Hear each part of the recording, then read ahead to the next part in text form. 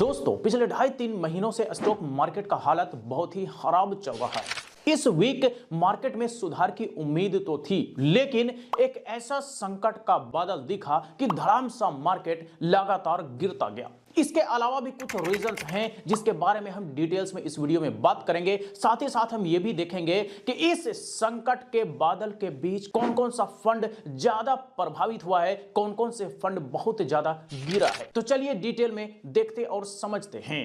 तो दोस्तों मैं आ गया हूं अपने लैपटॉप स्क्रीन पर और यहां पर आप देख सकते हैं कि सारे कैटेगरीज के फंड का यहां पे लिस्ट मैंने ओपन करके रखा हुआ है। Large cap, mid cap, small cap, flexi cap, sectoral और थीमेटिक, जो कि हम लास्ट वीक का डाउनफॉल हम यहां पर पहले देखने वाले हैं। देन हम रीजंस के बारे में बात करेंगे। तो देख लीजिए, सबसे पहले हम लार्ज कैप की बात करते हैं। तो लार्ज कैप का आप ये सारे के सारे फंड का लिस्ट आप देख सकते हैं। लार्ज कैप कैटेगरी का ये सारा का सारा फंड है। ये मार्केट वैल्यू है और पिछले एक सप्ताह में कितना ज्यादा कौन सा फंड गिरा है ये हम यहां पे फिल्टर अप्लाई करते हैं, स्मॉलेस्ट टू लार्जेस्ट। तो यहां पर आप देख सकते हैं कि सबसे ज्यादा जो डाउनफॉल हुआ है वो इन सारे फंड्स में हुआ है। वैसे गिरावट तो सभी में है, देख लीजिए आपको सभी में गिरावट देखने को मिलेगा, जो कि -2% से लेकर के -4% के बीच में है। लेकिन सबसे ज्यादा जो गिरावट है वो ये सारे फंड्स में है, जो कि -4% का है। ये लार्ज कैप का फंड्स है। अब चलिए मिड कैप का देख लेते हैं। मिड कैप का भी हम सेम फिल्टर अप्लाई करेंगे, स्मॉलेस्ट टू लार्जेस्ट, और यहां पर आप देखेंगे तो आपका दिमाग हिल जाएगा हो सकता है ये डेटा देख करके कि -7% सिर्फ एक सप्ताह में यहां पे गिरा है। कौन सा फंड है? HSBC mid cap. दूसरा आप देखेंगे मोतीलाल ओसवाल -6%, और इसी तरह से आप अगर आ जाएंगे नीचे तक तो आपको जो आखिरी नंबर का जो फंड है जो सबसे कम डाउनफॉल जिसमें देखने को मिला वो -3% है, LIC म्यूचुअल फंड, जो कि मिड कैप का है। तो -3 से -7% के बीच का रिटर्न पिछले एक सप्ताह में मिड कैप फंड्स में देखने को मिला है। अब आइए स्मॉल कैप में। तो स्मॉल कैप में आ गए हैं और यहां पर हम सेम फिर स्मॉलेस्ट टू लार्जेस्ट अप्लाई करेंगे फिल्टर, और यहां पर आप देख सकते हैं कि 5% माइनस में, -5%, -5, -5। और ये जो फंड है ये यूनियन स्मॉल कैप फंड है, बड़ौदा BNP है, HSBC है, -5% का गिरावट पिछले एक सप्ताह में देखने को मिला है। और अगर आप पूरे फंड का देखेंगे तो -2% से -5% के बीच स्मॉल कैप फंड्स में देखने को मिला है गिरावट पिछले एक सप्ताह में। तो अगर आप लार्ज कैप, मिड कैप और स्मॉल कैप में देखेंगे तो सबसे ज्यादा गिरावट मिड कैप फंड्स में देखने को मिला है, जो कि हाईएस्ट -7% तक का गिरावट एक फंड में देखने को मिला है। अब आइए फ्लेक्सी कैप। फ्लेक्सी कैप में आ गए हैं, फिल्टर सेम अप्लाई करेंगे, स्मॉलेस्ट टू लार्जेस्ट, और यहां पर आप देखिए कि इसमें भी बहुत ज्यादा गिरावट देखने को मिला है, जो कि -6% है, -5% है, -4 है। और ये सारा है Samco flexi cap, Motilal Oswal, Helios, और ये सारे जो फंड्स है ये सब का सब बहुत ज्यादा गिरा है पिछले एक सप्ताह में। और अगर आप सारे फंड्स का देखेंगे तो -2% से -6% के बीच का गिरावट फ्लेक्सी कैप फंड्स में पिछले एक सप्ताह में देखने को मिला है। अब आ जाइए सेक्टोरल यानी कि थीमेटिक। थीमेटिक में अगर आप देखेंगे तो इसको फिल्टर अप्लाई करते हैं स्मॉलेस्ट टू लार्जेस्ट, तो यहां पर भी आपको बहुत बड़ा गिरावट देखने को मिल रहा है, जो कि -7% है। तो सबसे ज्यादा mid cap and sectoral funds में आपको यहां पर गिरावट देखने को मिल रहा है लास्ट 1 वीक में, जो कि आप देख सकते हैं कि Shri Ram multi sector rotational fund है ये -7%, व्हाइट ओक -6%, और इसी तरह से आप देखेंगे सारे फंड्स का तो आपको जो देखने को मिलेगा मिनिमम टू हाईएस्ट, आप देख लीजिए स्क्रॉल डाउन करते जाइए तो ये जो फंड्स है -1% से -7% के बीच में आपको सेक्टोरल फंड्स में गिरावट देखने को मिले। लेकिन सबसे अच्छी बात यह है कि ये कुछ ऐसे फंड्स हैं जिसमें इतना भयंकर गिरावट के बीच ये सारे फंड्स में कोई गिरावट देखने को नहीं मिला, बल्कि 1% का रिटर्न आपको निपुण इंडिया US इक्विटी में देखने को मिलता है, और 3% का आपको बढ़ोतरी निपुण इंडिया ताइवान इक्विटी में देखने को मिलता है। यह सबसे अच्छी बात है कि मार्केट डाउनफॉल की तरफ है, सारे फंड्स लगभग नेगेटिव में रिटर्न दे रहा है पिछले एक साल में। बावजूद इसके ये कुछ ऐसे फंड्स हैं थीमेटिक या सेक्टोरल का कह लीजिए, जो कि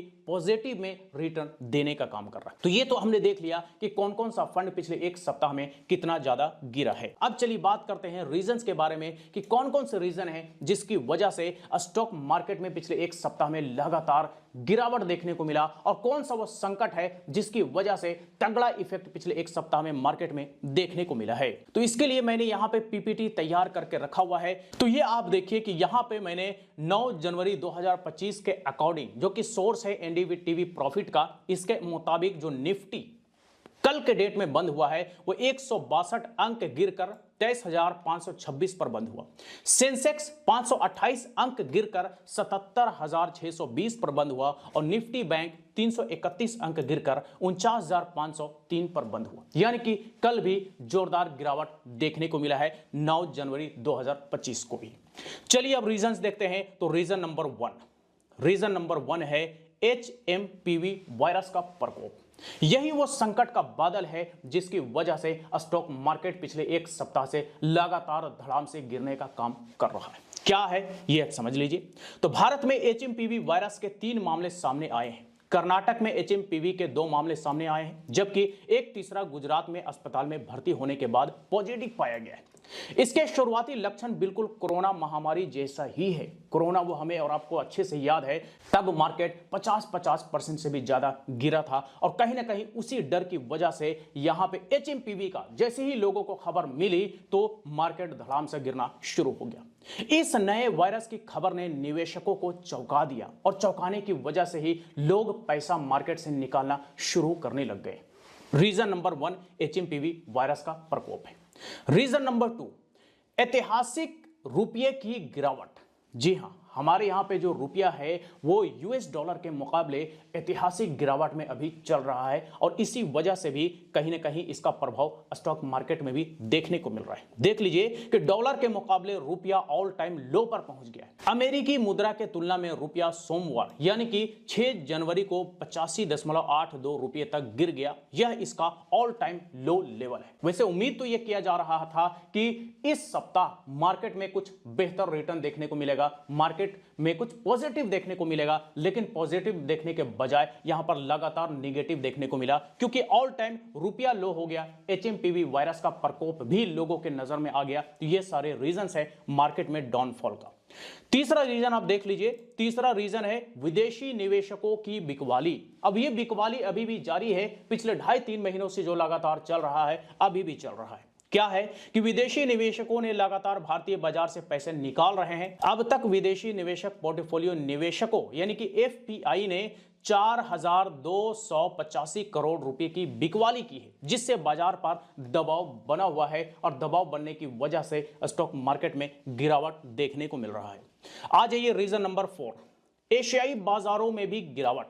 जी हां, और ये जो एशियाई बाजारों में गिरावट है ये बिकवाली की वजह से तो है ही है, HMPV वायरस का भी प्रभाव है। देख लीजिए कि एशियाई बाजारों में दक्षिण कोरिया का कॉस्पी फायदे में रहा, जबकि चीन का शंघाई कंपोजिट, हांगकांग का हैंग सेंग तथा जापान का निक्की भी नुकसान में रहा। तो एशियाई बाजार में भी आपको गिरावट देखने को मिल रहा है। कहीं ना कहीं इसका भी प्रभाव भारतीय बाजार में देखने को मिल रहा है। तो ये थे 4 ऐसे पॉइंट्स जिसकी वजह से स्टॉक मार्केट में लगातार गिरावट देखने को मिल रहा है। और जो इस वीक गिरावट देखने को मिला उसका वजह पॉइंट नंबर 1 है, जो कि HMPV वायरस का प्रकोप के बारे में लोगों को पता चला। कहीं ना कहीं लोगों के मन में एक डर बैठ गया। इसी वजह से भी कहीं ना कहीं जोरदार गिरावट इस सप्ताह देखने को मिला। जी हां दोस्तों, तो इस सप्ताह मार्केट धड़ाम से गिरने की एक बड़ी वजह रही HMPV वायरस, जिसे कोरोना वायरस की तरह ही देखा जा रहा है और इसी के डर से लोग मार्केट से हाथ पीछे खींचते दिख रहे हैं। इसके अलावा भी कुछ रीजंस है, जैसे कि डॉलर का लगातार गिरना, विदेशी निवेशकों का बिकवाली करना, और ये सारी वजहों से हमारे देश का जो स्टॉक मार्केट है इस पर बहुत ज्यादा प्रभाव पड़ रहा है। साथ ही साथ दूसरे एशियाई देशों पर भी इसका तगड़ा इंपैक्ट देखने को मिल रहा है। तो दरअसल ये सारी रीजंस है जिसकी वजह से हमारे देश का मार्केट फिलहाल डाउनफॉल में दिख रहा है। ऊपर तो आएगा जरूर, लेकिन हो सकता है थोड़ा समय लगे, थोड़ा सा भी ज्यादा समय लग सकता है। तो चलिए आज तक के लिए इतना ही। वीडियो अच्छा लगा हो तो लाइक करें, ज्यादा से ज्यादा लोग साथ शेयर करें। फिर मुलाकात होती है किसी नए वीडियो के साथ। तब तक के लिए बाय बाय।